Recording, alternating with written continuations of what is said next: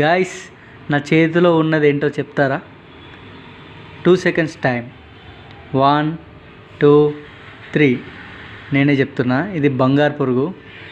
విలేజ్లలో పెరిగిన వాళ్ళకు మన 90s కిడ్స్కి తెలిసిపోతుంటుంది. చిన్నప్పుడు వీటిని పట్టుకొని మస్తు ఆడుకుంటుండే.